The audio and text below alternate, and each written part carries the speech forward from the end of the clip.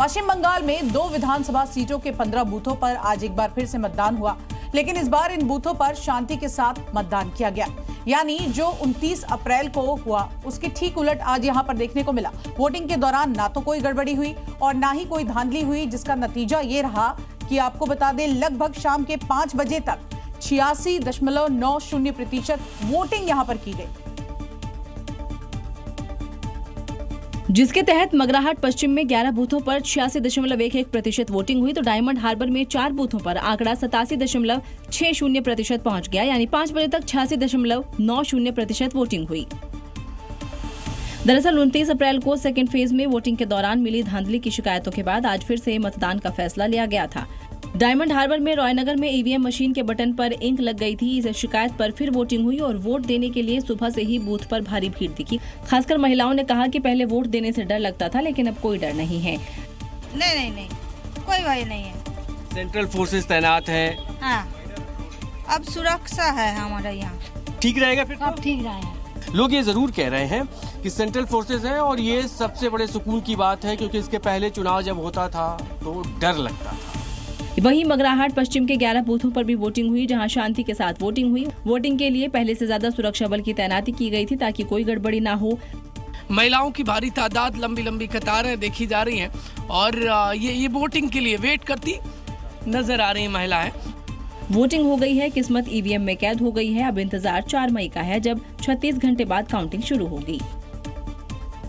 तो पश्चिम बंगाल समेत 5 राज्यों में हुए विधानसभा चुनाव के बाद अब काउंटिंग में सिर्फ 37 घंटे ही बाकी है। मतगणना केंद्रों पर सुरक्षा के जबरदस्त इंतजाम है, तो वहीं स्ट्रांग रूम 24 घंटे सीसीटीवी की निगरानी में रखे गए हैं। लेकिन बंगाल में काउंटिंग से पहले भी बवाल का एक दौर दिखाई दे रहा है। टीएमसी और बीजेपी के बीच अब देखिए किस तरह से यहां पर जमीन पर तलवारें खींची हुई नजर आई,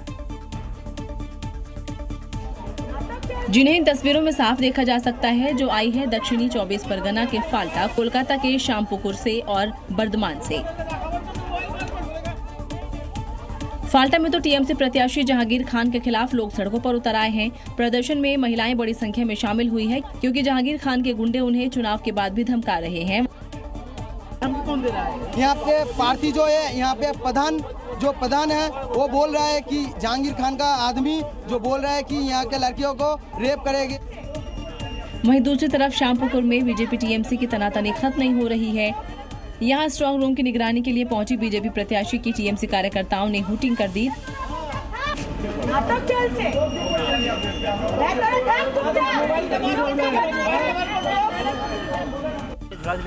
तो वर्धमान में देर रात स्ट्रांग रूम की छत पर रहस्यमयी एक व्यक्ति को देखा गया। वीडियो वायरल होने के बाद दोनों पक्षों ने इसकी शिकायत की है। और देखिए 4 मई को नतीजों से पहले टीएमसी और बीजेपी के बीच ईवीएम को लेकर घमासान छिड़ गया है। टीएमसी के नेता साकेत गोखले तो कई राज्यों में वोटिंग और गिनती के गैप को लेकर सवाल उठाते नजर आए। साथ ही इसे लाखों करोड़ों का बड़ा रैकेट से जोड़ दिया, जिसका बीजेपी ने जोरदार जवाब दिया है। साकेत गोखले ने वोटिंग और काउंटिंग में देरी को एक बड़ा घोटाला बताया है।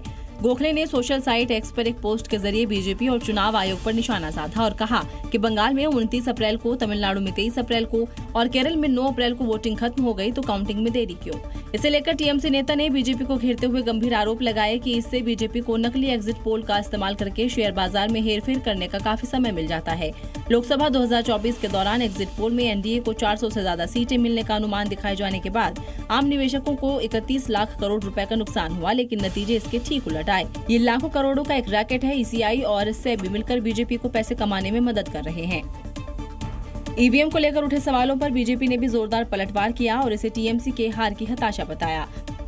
टीएमसी की तरफ से हार की डर की वजह से बार बार इस तरीके की जो एलिवा या लांछन जो भी बोली इलेक्शन कमीशन के ऊपर लगाने की कोशिश कर रही है, क्योंकि टीएमसी भी सोच समझ गई है कि आगे आने वाले जो रिजल्ट है वो रिजल्ट उनको निराश करेगी, हताश करेगी और बीजेपी की सरकार बनेगी। फिलहाल काउंटिंग के मद्देनजर हर जगह स्ट्रांग रूम की भी सुरक्षा बढ़ा दी गई है। वहीं चुनाव शुरू होने से पहले एसआईआर कराने को लेकर चुनाव आयोग से भिड़ती रही ममता बनर्जी के तेवर काउंटिंग को लेकर भी बिल्कुल बदले नहीं है।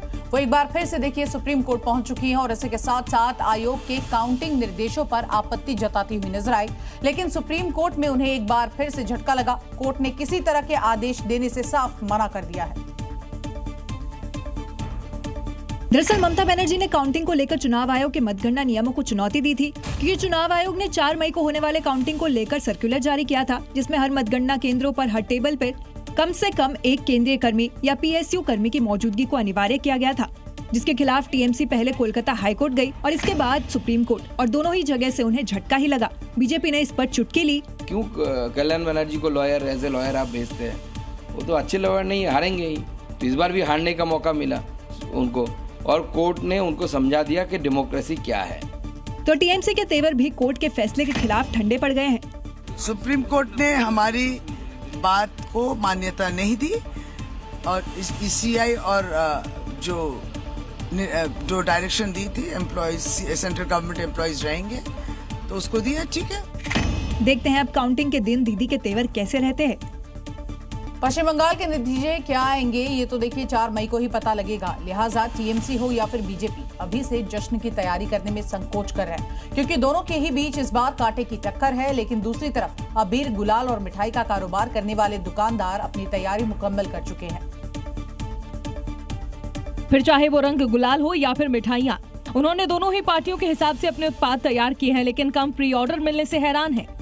বিক্রি হবে 4 তারিখে রেজাল্ট আউট হবে, তারপর বিক্রি হবে। এখন লোকে দেখে যাচ্ছে, সবুজ দেখে যাচ্ছে, অরেঞ্জও দেখে যাচ্ছে, অর্ডার আসছে। रंग गुलाल तो फिर भी जीत हार के बाद लगाए जाएंगे, लेकिन पार्टियों की थीम पर बनी मिठाइयाँ अभी भी बिक रही हैं।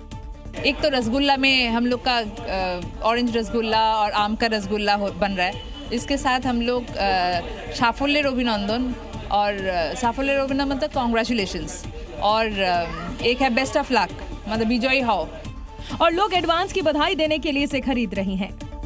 देखिए यहाँ भगवा रसगुल्ला भी है तो हरा रसगुल्ला भी, और पार्टियों के निशान वाले पेड़े भी। चुनाव के नतीजे क्या होगा उससे पहले देखा जा रहा है, ऐसा मिठाई तैयार करके सबकी नजर इस मिठाई पे है, दक्षिण कोलकाता की इस दुकान पे। कैमरा पर्सन अमित दास के साथ अयन शर्मा, जी न्यूज, कोलकाता। आम आदमी पार्टी से बीजेपी में शामिल हुए राज्यसभा के सांसद संदीप पाठक की मुश्किलें और ज्यादा बढ़ गई हैं। सूत्रों के मुताबिक खबर यह है कि उसके पंजाब पुलिस ने संदीप पाठक के खिलाफ भ्रष्टाचार, साथ ही महिला उत्पीड़न जैसे गंभीर आरोपों में 2 गैर जमानती FIR दर्ज की है। इसी सिलसिले में आज पंजाब पुलिस संदीप पाठक के दिल्ली वाले आवास पर पहुंच गई। हालांकि इस दौरान संदीप पाठक अपने आवास के पिछले दरवाजे से निकलकर रवाना हो गए। बता दें कि पंजाब के राज्यसभा सांसद संदीप पाठक के खिलाफ पंजाब में 2 FIR दर्ज हुई हैं। ये मामले भ्रष्टाचार और महिला उत्पीड़न से जुड़े हैं और दोनों में ही गैर जमानती धाराओं में केस दर्ज हुआ है। पाठक ने खुद पर लगे आरोपों को सिरे से खारिज करते हुए इन्हें राजनीति से प्रेरित बताया है। वहीं बीजेपी ने भी इसे मान सरकार के बदले की कार्रवाई बताया है। आज जिस प्रकार से पाठक जी के आवास पर पंजाब पुलिस ने धावा बोला है, मेरा सवाल केजरीवाल जी से है कि इस तथाकथित नई राजनीति के अलंबरदार यह बताएं कि आपके राज्य में जहां कानून व्यवस्था सर्वाधिक ध्वस्त है। बता दें कि संदीप पाठक उन 7 राज्यसभा सांसदों में शामिल है जिन्होंने आप छोड़कर बीजेपी का दामन थामा है, जिसके बाद से ही आम आदमी पार्टी इन सदस्यों के खिलाफ हमलावर हो गई है। और देखिए, एक साथ राजनीति की शुरुआत करने वाले नीतीश कुमार, लालू यादव भले ही सियासी समीकरणों में कभी पास तो कभी दूर रहे, लेकिन सियासत के आखिरी पड़ाव में दोनों एक बार फिर से पड़ोसी बन गए हैं। क्योंकि नीतीश कुमार अब देखिए किस तरह से एक अणे मार्ग छोड़कर 7 सर्कुलर रोड में शिफ्ट हो चुके हैं। मुख्यमंत्री पद से इस्तीफा देने के बाद से ही उनके लिए एक नए बंगले की खोज शुरू कर दी गई थी, जो 7 सर्कुलर रोड के तौर पर पूरी हुई और अब वो अपने नए बंगले में शिफ्ट हो गए हैं। ये ठीक लालू प्रसाद के सरकारी आवास के पास है। लालू 10 सर्कुलर रोड में रहते हैं और ठीक 3 घर छोड़ नीतीश का नया आशियाना है। करीब 20 साल बाद एक अणे मार्ग से नीतीश के सामानों की शिफ्टिंग तो पहले ही शुरू हो गई थी और अब नीतीश कुमार निशांत के साथ इस घर में खुद भी शिफ्ट हो चुके हैं। नीतीश कुमार की शिफ्टिंग के बाद आज सीएम सम्राट चौधरी उनके नए आवास पर उनसे मिलने पहुंचे। उन्होंने नीतीश कुमार से मुलाकात करने के साथ ही उनके नए आवास का मुआयना किया और वहां मौजूद सुविधाओं और समस्याओं के बारे में भी जानकारी ली। वहीं सीएम सम्राट के जाने के बाद डिप्टी सीएम विजय चौधरी भी उनसे मिलने आवास पर आए। उनकी सक्रियता दिखा रही है कि 7 सर्कुलर रोड भी किसी पावर सेंटर से कम नहीं रहने वाला है। इलाहाबाद हाई कोर्ट ने खुले में नमाज पढ़ने को लेकर लगाई याचिका को खारिज कर दिया है और साथ ही ये भी कहा है कि धार्मिक स्वतंत्रता के नाम पर कब्जा मंजूर नहीं है। दरअसल कोर्ट की ये टिप्पणी उस याचिका पर आई है जहां संभल के इकोना में आबादी की जमीन पर नमाज पढ़ने की परमिशन मांगी गई थी, जिसे हाईकोर्ट ने खारिज करते हुए कहा कि धार्मिक स्वतंत्रता दूसरों के अधिकारों के अधीन है। सार्वजनिक भूमि का इस्तेमाल एक पक्ष नमाज के लिए नहीं कर सकता। सार्वजनिक भूमि पर समाज के हर वर्ग और हर व्यक्ति का समान अधिकार होता है। कोर्ट की टिप्पणी के बाद साधु संतों ने खुशी जाहिर करते हुए इसका स्वागत किया है। हालांकि कुछ मौलानाओं ने टिप्पणी को लेकर ही मतभेद नजर आ रहा है। कुछ मौलानाओं ने इसे सही करार दिया है तो कुछ ने इसे पक्षपातपूर्ण करार दिया है। सिर्फ मुसलमान के लिए अगर ऐसा कहा जा रहा है तो ये बहुत अफसोस की बात है और जज साहब को सोचना चाहिए जो इन्होंने फैसला सुनाया। इस्लाम तो हर एक को आसानी फराहम करने की बात करता है, इसलिए सार्वजनिक जगह पर नमाज न पढ़ करके इत्मीनान और सुकून की जगह पर नमाज पढ़ें। कोर्ट की टिप्पणी पर भले ही मौलाना में दो फाड़ हो, लेकिन कोर्ट ने साफ किया है कि अगर कहीं भी परंपरा से उलट कोई काम होता है तो फिर लॉ एंड ऑर्डर मेंटेन के लिए सरकार और प्रशासन को हस्तक्षेप का अधिकार है। और अब बात करते हैं उत्तर प्रदेश के गाजियाबाद की, जहां पर उस वक्त जमकर बवाल हो गया जब माता की यात्रा निकल रही थी। यात्रा निकाल रहे हिंदुओं का आरोप है कि यात्रा पर न सिर्फ थूका गया बल्कि विरोध करने पर यहां पथराव भी किया गया और देखते ही देखते गाजियाबाद का केला भट्टा इलाका पूरी तरह से भगदड़ में तब्दील हो गया। दावा किया जा रहा है कि केला भट्टा में हिंदू समुदाय के लोग माता की यात्रा लेकर जा रहे थे। उसमें तेज आवाज में भजन और गीत बजाए जा रहे थे। आरोप है इसी दौरान कुछ लोगों ने थूकने के साथ ही पथराव कर दिया। जैसा हुआ जैसे हम गाना बजाना करके ला रहे थे, माता उठा के ला रहे थे अपनी यात्रा करके, तो अपने घर पे जा रहे थे तो एक लड़के ने थूक दिया हमारे ऊपर। हमने बोला क्या कैसे थूका तूने? कहा तुझे क्या है अभी बताऊं तुझे। अनाधुंध बेहतर ईंट पत्थर लोहा, उनकी लोहे की दुकान है, लोहा फेंक फेंक के मारा है। जो पथराव में कई लोग घायल हो गए। जानकारी लगते ही देर रात न सिर्फ हिंदू संगठन के लोग इकट्ठा हो गए बल्कि भारी तादाद में पुलिस बल की तैनाती भी कर दी गई। लेकिन देर रात हुई इस घटना के सबूत अभी भी सड़कों पर दिखाई दिए। यहाँ पर जिस तरीके का पथराव हुआ, जिस तरीके से यहाँ पर पत्थरबाजी की गई है, इस पे लेकर के और कल जब जोत लेकर के जा रहे थे उनके ऊपर पथराव कहा जा रहा है कि पथराव यहाँ किया गया है। पुलिस ने 10 लोगों को हिरासत में लिया है और एहतियातन पुलिस बल तैनात कर दिया ताकि फिर बवाल न हो। तो देखिए, गाजियाबाद में हिंदू यात्रा पर पथराव के मामले में बुलडोजर एक्शन की मांग होने लगी है। हिंदू संगठन सीएम से इंसाफ की गुहार लगा रहे हैं तो वहीं मुस्लिम समुदाय का कहना है कि आपसी विवाद को और ज्यादा तूल दिया जा रहा है। जी मीडिया के कैमरे पर हिंदू समुदाय के लोगों ने आरोप लगाया कि ये पहली बार नहीं है। कई बार पहले भी मुस्लिम समुदाय की तरफ से हिंदुओं की आस्था को ठेस पहुंचाई गई, लेकिन इस बार जो किया गया उसका इलाज सिर्फ बुलडोजर ही है। बुलडोजर कार्रवाई चाहते हैं इनके ऊपर, बुलडोजर की कार्रवाई चाहते हैं। हाँ जी, तो ये कुछ नहीं है, मांग तो ये है कि बुलडोजर कार्रवाई हो। अगर अपने भारत में जाकर के नारे न लगे तो फायदा क्या? फिर ऊपर तो इन्होंने पथराव कराया तो मेरे कुछ लगा है। बात की लड़ते हैं, कोई जयकारा लगाता, कोई अपना काम करता, तो इन्हें पहले भी इसी तरीके से हाँ। हालांकि मुस्लिम वर्ग का कहना है कि ये बच्चों का विवाद है, लेकिन इसे तूल दिया जा रहा है और कुछ लोग मामले को शांत नहीं होने देना चाहते हैं। तो यहाँ के इन्होंने पथराव करा करके, किसने पथराव किया? इन्होंने माँ से। वो बच्चों की लड़ाई है, वे फजूल की ही है, सांप्रदायिक का झगड़ा किसी का रहा, बस वो स्कूटी का तुझसे होया, ऐसे कुछ रहा है। सब झूठी अफवाह उड़ा रहे हैं। योगी की पुलिस जांच कर रही है और जो सच सामने आएगा उसके बाद एक्शन भी लिया जाएगा, क्योंकि यूपी में सभी धर्मों का सम्मान है। अगर कोई किसी की भावना को ठेस पहुंचाएगा तो फिर हिसाब भी होगा। उत्तर प्रदेश के चंदौली में लगातार तीसरे दिन अतिक्रमण के खिलाफ एक्शन जारी है। बुलडोजर अवैध निर्माण के बाहर खड़ा है और सामने मस्जिद के अवैध हिस्से को लोग खुद ही तोड़ते हुए दिखाई दिए। हाथों में हथौड़ा और ड्रिल मशीनों से निर्माण यहां पर तोड़ा गया, क्योंकि ये बुलडोजर का खौफ है और अल्टीमेटम खत्म होने का दिन, क्योंकि उसके बाद पीले पंजे से ताबड़तोड़ प्रहार किए जाते हैं। दरअसल सड़क चौड़ीकरण में मस्जिद का हिस्सा आ रहा था, हिस्सा अवैध था, इसलिए प्रशासन ने 3 दिन का अल्टीमेटम दिया था। तो खुद हथौड़ा चलाकर इसको तोड़ा जा रहा है। ये जामा मस्जिद है मुगलसराय बाजार का, जो तकरीबन 50 फीट ऊंची मीनारें हैं। दावा है कि 8 फीट अतिक्रमण किया गया था। गुरुवार से शुरू हुई इस कार्रवाई के तहत 50 से ज्यादा निर्माण गिराए जा चुके हैं और जब तक अतिक्रमण नहीं हट जाता बुलडोजर नहीं थमेगा। आप देखिए कि इन छोटे छोटे हथौड़ों के जरिए ये मस्जिद की जो बाहरी स्ट्रक्चर है उसको यहाँ पर तोड़ा जा रहा है। हालांकि मस्जिद से जुड़े लोगों का कहना है कि अतिक्रमण हटाने के लिए कम समय दिया गया। अगर बुलडोजर चलता तो मस्जिद को खतरा था, इसलिए खुद तोड़ रहे हैं। ना हमको नोटिस दी गई, ना हमसे कहा गया। एक बैग एसडीएम साहब आए और कहा 2 दिन का मौका लीजिए, तोड़ दीजिए। चौड़ीकरण के लिए अतिक्रमण हटाना जरूरी है और उसे हटाने के लिए बुलडोजर, लेकिन चंदौली में बुलडोजर के खौफ से ही खुद अतिक्रमण हटाया जा रहा है। और देखिए, आज सुबह सुबह देश भर में अचानक से कई मोबाइल फोन पर सायरन बजने लगी। स्क्रीन पर अलर्ट मैसेज आया तो लोगों में हलचल बढ़ गई। लेकिन ये कोई खतरे की चेतावनी नहीं है, बल्कि एनडीएमए का एक ट्रायल था जो आपको आपदा से बचाएगा। दरअसल सुबह 11:40 पर देश भर में एक साथ मोबाइल पर सायरन बजा और मोबाइल की स्क्रीन पर अलर्ट मैसेज दिखा। अचानक आए इस अलर्ट से कई लोग घबरा गए तो कई कंफ्यूज हो गए। फोन पर 3 बार बीप की आवाज आई, मोबाइल पर मैसेज फ्लैश हुआ। बाद में यूजर को कंटेंट का ऑडियो सुनाई दिया। हिंदी, इंग्लिश, क्षेत्रीय भाषा में ये मैसेज भेजा गया। ये फ्लैश मैसेज था, इसलिए इनबॉक्स में सेव नहीं हुआ। सरकार ने साफ किया कि घबराने की जरूरत नहीं, ये सिर्फ एक परीक्षण था। कभी भी देश में जब आपदा आए, हमारे 140 करोड़ जनता की सुरक्षा सुनिश्चित करने के लिए मानव संसाधन और टेक्नोलॉजी दोनों का संगम आज के दिन पर किया गया है। दरअसल एनडीएमए यानी नेशनल डिजास्टर मैनेजमेंट अथॉरिटी ने इमरजेंसी मोबाइल अलर्ट सिस्टम का ट्रायल किया, जिसमें साफ लिखा था कि ये सिर्फ परीक्षण है।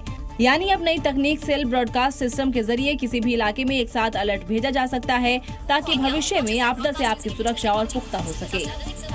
मध्य प्रदेश के जबलपुर क्रूज हादसे के बाद अब देश भर में सुरक्षा को लेकर सख्ती बढ़ती जा रही है। काशी की बात करें तो यहाँ गंगा नदी घाट पर पुलिस ने बड़ा अभियान चलाया और 80 घाट पर कई नाविकों के खिलाफ बड़ी कार्रवाई भी की है।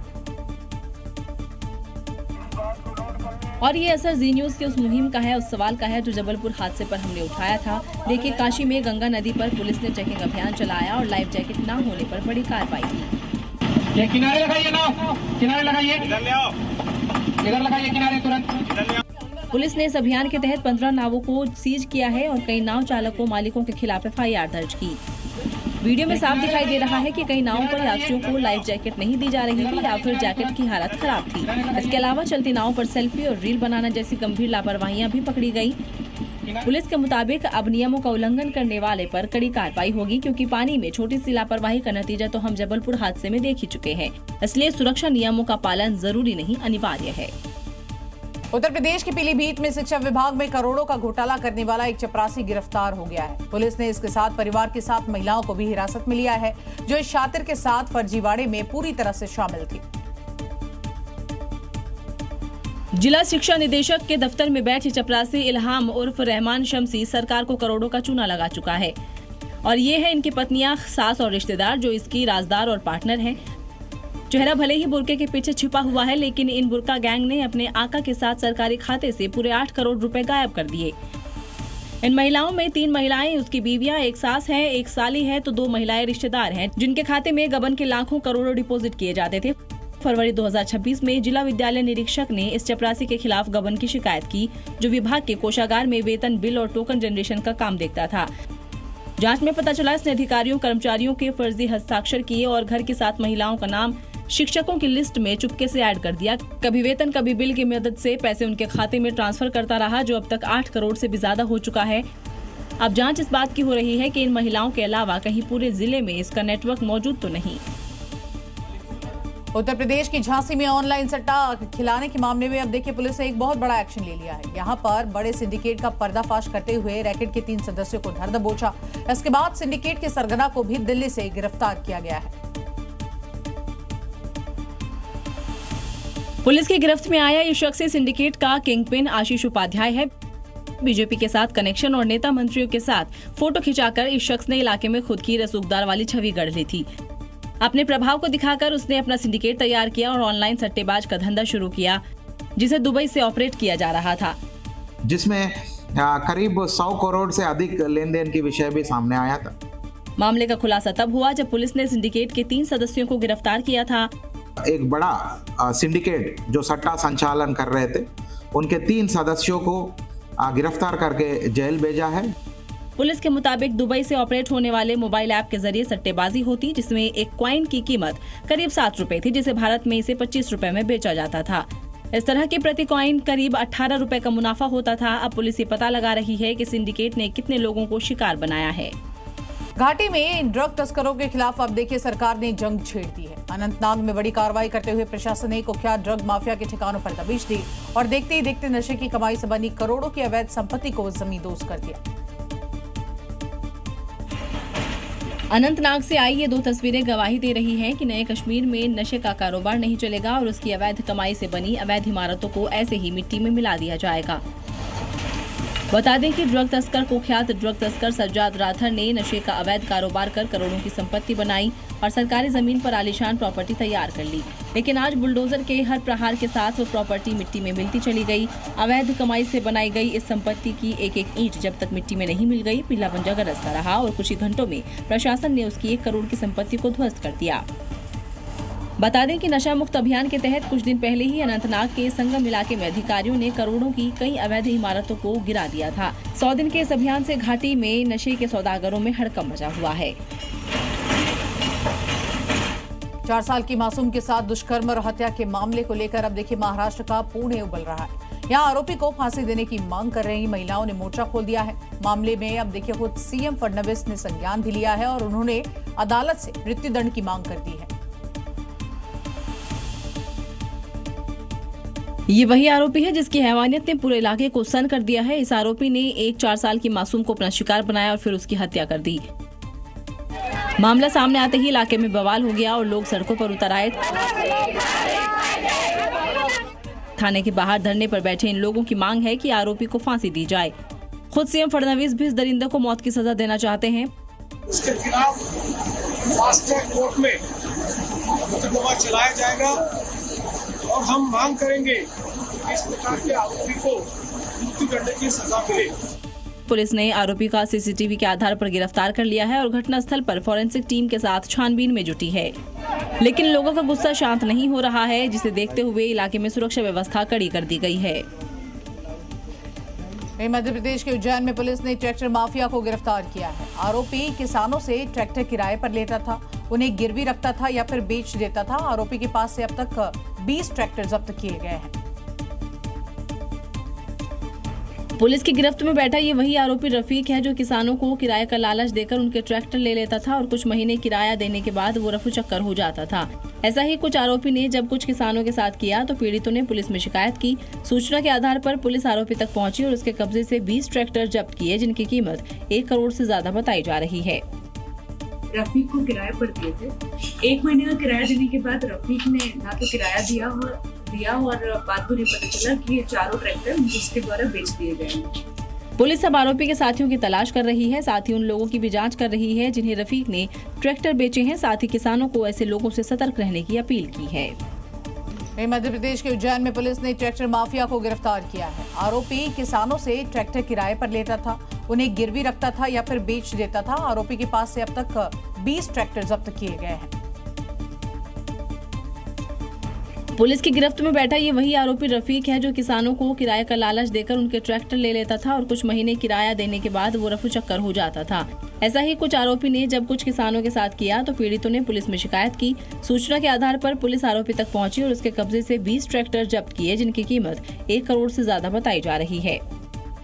रफीक को किराए पर दिए थे। 1 महीने का किराया देने के बाद रफीक ने ना तो किराया दिया और बाद में पता चला कि ये चारों ट्रैक्टर उसके द्वारा बेच दिए गए हैं। पुलिस अब आरोपी के साथियों की तलाश कर रही है, साथ ही उन लोगों की भी जांच कर रही है जिन्हें रफीक ने ट्रैक्टर बेचे हैं। साथ ही किसानों को ऐसे लोगों से सतर्क रहने की अपील की है।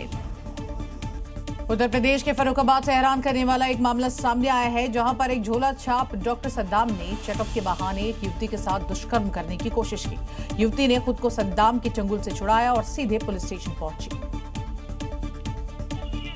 घटना फर्रुखाबाद के मऊ दरवाजा इलाके की है, जहां इसी सद्दाम हॉस्पिटल में इलाज के नाम पर गंदा काम किया गया है। बता दें कि झोला छाप डॉक्टर सद्दाम मरीजों को गुमराह करने के लिए फर्जी डॉक्टर का बोर्ड लगाकर क्लिनिक चला रहा था और इसी के आड़ में उसने एक युवती को अपना शिकार बनाया था। हम डॉक्टर की दुकान पर दवा लेने गए थे सद्दाम डॉक्टर के साथ वहाँ, तो उसने मेरे साथ बदतमीजी दी और मुझे अंदर ले गया, केबिन में बुला के मेरे हाथ डाला। हालांकि युवती ने किसी तरह खुद को सद्दाम के चंगुल से छुड़वाया और परिजनों के साथ सीधे मऊ दरवाजा थाने में शिकायत की। जिसके बाद पुलिस ने फौरन एक्शन लिया और FIR दर्ज कर आरोपी सद्दाम को हिरासत में लेकर मामले की तफ्तीश शुरू कर दी है। राजस्थान के जयपुर में साइबर ठगी का एक नया कारनामा सामने आया है, जहां पर एक माइनिंग कंपनी के चेयरमैन की फोटो व्हाट्सएप पर लगाकर अकाउंटेंट को अपनी झांसे में ले लिया गया और फिर मैसेज के जरिए अलग अलग अकाउंट में करोड़ों रुपए यहां पर डलवा दिए गए। मामले का खुलासा तब हुआ जब मामले में एक्शन लेते हुए पुलिस ने 17 साइबर ठगों को हिरासत में लिया। पता चला अकाउंटेंट को उसकी कंपनी के बॉस के DP लगाकर झांसे में लिया गया था। फर्जीवाड़ा करने वाले इतने शातिर थे कि उन्होंने चैट को ऑटो डिलीट मोड पर डाल रखा था। अकाउंटेंट ने इस दौरान जब अपने बॉस को कॉल लगाई तब जाकर बात सामने आई। ठगों ने पहले एक बैंक खाते में 1.80 करोड़ रुपए मंगवाए, फिर दूसरे खाते में 3.5 करोड़ रुपए और ट्रांसफर करा लिए। ठगों ने ट्रांजैक्शन के बाद बाकायदा UTR नंबर मांगे ताकि अकाउंटेंट को लगे कि सब कुछ कंपनी के रिकॉर्ड के लिए हो रहा है। जब साइबर ठगों का लालच बढ़ा और उन्होंने तीसरी बार 90 लाख रुपए मांगे तब अकाउंटेंट को शक हुआ। फिलहाल पुलिस ने शिकायत दर्ज कर मामले को साइबर क्राइम डिपार्टमेंट को भेज दिया है। उत्तर प्रदेश की जौनपुर से एक दिल दहला देने वाली घटना सामने आई है, जहां बाइक सवार बदमाशों ने बारात लेकर जा रहे दूल्हे को बीच बाजार रोका। उसके बाद गाड़ी का शीशा उतरवा कर यहां ताबड़तोड़ फायरिंग कर दी, जिसमें दूल्हे की मौत हो गई और शादी की खुशियां मातम में बदल गई। बताया जा रहा है कि 3 गाड़ियों के साथ आजाद बिंद नाम शख्स बारात लेकर निकला था। एक में दूल्हा और बाकी दोनों गाड़ियों में परिवार के लोग बैठे थे। दूल्हा कार की अगली सीट पर बैठा था, तभी बाइक पर सवार 2 नकाबपोश बदमाश आए और कार का शीशा उतरवाकर गोली मार दी। गोली लगते ही दूल्हा गंभीर रूप से घायल हो गया। मौके पर पहुंची पुलिस ने फौरन दूल्हे को अस्पताल में भर्ती कराया, जहां उसकी मौत हो गई। यहाँ लगी है सर, देखो मालूम पड़ेगा, मेरे को मैं देख ही नहीं पाया चेहरा उसका, और चेहरा देख के पगला गया हूँ। वहीं पुलिस ने जब इस मामले की तफ्तीश की तो चौंकाने वाला खुलासा सामने आया। जिस लड़की से इस युवक की शादी तय हुई थी, उस लड़की का एक रिश्तेदार प्रदीप बिंद इस शादी से नाराज चल रहा था, जिसकी वजह से आज उसने अपने एक साथी रवि यादव के साथ में मोटरसाइकिल से आके दूल्हे के ऊपर फायर कर दिया। फिलहाल दोनों आरोपी फरार है, जिनकी तलाश में पुलिस ने छापेमारी शुरू कर दी है। पूरा में भारी लैंडस्लाइड हो गई है, जिसकी वजह से आप देखिए किस तरह से लोगों को परेशानी हो रही है। पहाड़ी से भारी मलबा और बड़े बड़े पत्थर गिरने से इलाके में दहशत का माहौल है। लैंडस्लाइड इतनी ज्यादा भयंकर हुई कि 10 सेकंड में ही पूरा पहाड़ गिर गया। वीडियो में साफ दिखाई दे रहा है कि पहाड़ दरकना शुरू हुआ और धूल का गुबार उठने लगा, फिर तेजी से पहाड़ का मलबा सड़क पर गिरने लगा और देखते ही देखते चंद सेकंड में बड़े बड़े पत्थरों के साथ पूरा पहाड़ ही सड़क पर आ गया। सड़क पूरी तरह से ब्लॉक हो गई। लैंडस्लाइड के बाद इलाके में दहशत फैल गई। गनीमत ये रही कि उस वक्त सड़क पर कोई वाहन या व्यक्ति नहीं था, वरना बड़ा हादसा हो सकता था। लैंडस्लाइड के बाद डोडा किश्तवाड़ हाईवे बंद हो गया है। घटना के बाद प्रशासन ने मलबा हटाने का काम शुरू कर दिया है, लेकिन हमारी सलाह है कि पहाड़ी इलाकों में भूस्खलन हमेशा खतरा बना रहता है, इसलिए सावधानी बरतें। अगली खबर छत्तीसगढ़ के सूरजपुर से, जहां पर नेशनल हाईवे पर उस वक्त भारी बवाल हो गया जब मामूली सी बात पर कैटरिंग का काम करने वाले बीच सड़क पर ही एक दूसरे से भिड़ते हुए नजर आए। यहां जमकर उत्पात मचाया, जिसका एक वीडियो भी सामने आया है, जिसमें कैटरिंग का कार्य करने वाले 2 पक्ष गाली गलौज करते हुए एक दूसरे से मारपीट करने लगी।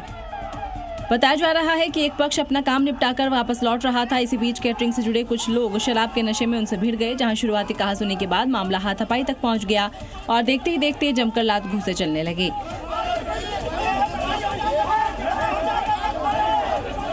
जिससे काफी देर तक सड़क पर अफरा तफरी मची रही और यातायात प्रभावित हो गया। घटना की सूचना मिलते ही पुलिस मौके पर पहुंची, लेकिन पुलिस के सामने भी दोनों पक्ष एक दूसरे पर गाली देते हुए मारपीट करते। पुलिस ने किसी तरह मामला शांत कराया। दोनों पक्षों की शिकायत पर पुलिस मामले की जांच पड़ताल में जुट गई है। यूपी के चंदौली में अतिक्रमण हटाओ अभियान के दौरान माहौल गर्मा गया। अचानक से थानाध्यक्ष और एसडीएम के बीच नोकझोंक शुरू हो गई। काफी देर के बाद दोनों के बीच में आप देखिए इस पूरे मामले को शांत कराने की तस्वीर भी सामने आई है। दरअसल अतिक्रमण हटाओ अभियान के दौरान बीच सड़क ऑफिसर से टकराव हो गया। एसडीएम और थानाध्यक्ष आमने सामने आ गए। दोनों के बीच भीड़ को हटाने को लेकर बहस शुरू हो गई और देखते ही देखते नोकझोंक तेज हो गई। कौन नहीं काम कर रहा था? कौन नहीं काम कर रही बताइए। दरअसल थानाध्यक्ष ने एसडीएम के सवाल पर नाराजगी जताई और दोनों के बीच तीखी बहस हो गई। मौके पर मौजूद अन्य अधिकारियों ने बीच बचाव कर मामले को शांत कराया, लेकिन हैरानी की बात है कि जहां प्रशासन को कानून व्यवस्था संभालनी होती है, वहीं आपसी टकराव सिस्टम पर सवाल खड़े करता है।